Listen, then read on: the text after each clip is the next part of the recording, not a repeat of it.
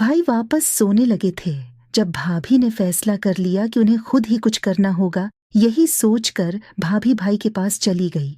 मैंने वो सब देखा तो मेरे अंदर अजीब सी कैफियत तारी हो गई थी। पर भाई ने भाभी का बालकुल भी साथ नहीं दिया था और कुछ देर बाद ही भाभी को खुद से दौर कर दिया था। भाभी काफी उदास हो गई थी अपना हलिया दुरुस्त कर कि वो सोने लगी थी। मुझे बहुत दुख हुआ था कि भाई ऐसा क्यों कर रहे हैं। भाभी उनकी जुदाई के 5 दिन भी बर्दाश्त नहीं कर पा रही थी और भाई उनके पास होकर उन्हें तड़पा रहे थे। मुझे भाभी पर काफी तरस आ रहा था। कुछ देर बाद ही भाभी अपनी जगह से उठ रही थी।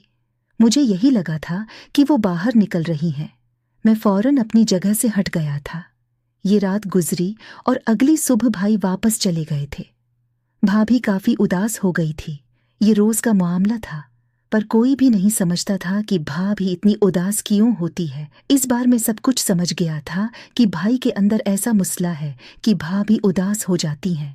मैंने उसके बाद से जब से भाभी को देखा था, मेरी नजरें अजीब तरह की हो गई थी। मेरी शैतानी में इजाफा होता जा रहा था और भाभी को वो सब कुछ पसंद आता था। वो मेरे साथ और भी ज्यादा अटीच होने लगी थी। मैं भी तुरस खाकर उन्हें कंपनी दी देता था।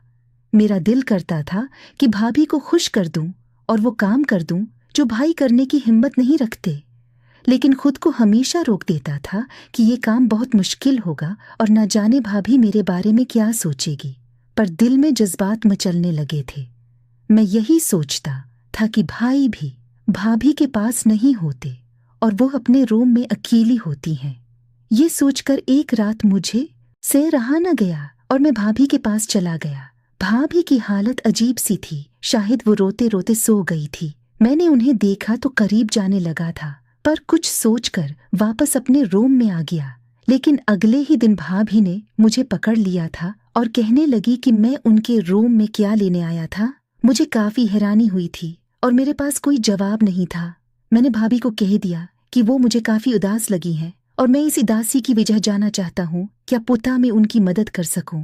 मेरी बात सुनकर भाभी रोने लगी थी और मुझे कहने लगी कि अभी मैं बच्चा हूँ, इसलिए मुझे कुछ नहीं पता, मैं समझ नहीं सकूंगा।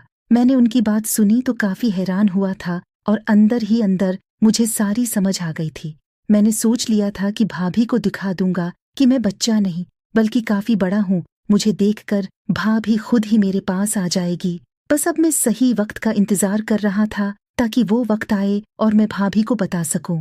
मैं जानता था कि एक दफा भाभी मेरे पास आई गई तो वो मुझे से दूर कभी नहीं जाएगी। मैं अब रोज ही रात को उनके रूम जाने लगा था, लेकिन वो सो रही होती भी भाभी को सोता देखकर मैं वापस आ जाता था। मेरा दिल शरारत करने का करता था, लेकिन मेरे अंदर हिम्मत नहीं थी कि खुद भाभी के पास चला जाता।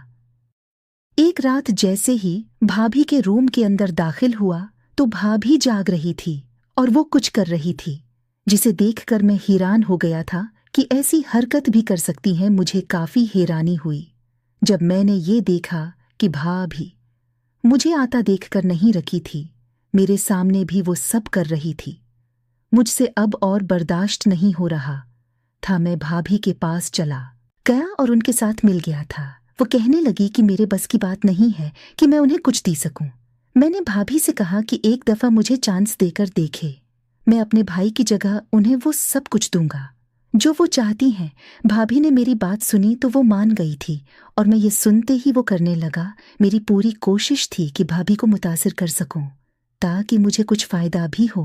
मैं उस कोशिश में कामयाब भी हो गया था। भाभी मेरी काफी तारीफ कर रही थी कि मुझ में बहुत दम है। मैं बहुत खुश हुआ था कि भाभी जी को मैंने अपना दीवाना बना दिया है। अब वो मुझसे भाई के सारे गुले करने लगी थी और अब हम दोनों खुशी खुशी रहने लगे थे। हाँ, तो दोस्तों, कैसी लगी आपको आज की ये कहानी? अगर पसंद आई है तो चैनल को सब्सक्राइब करें।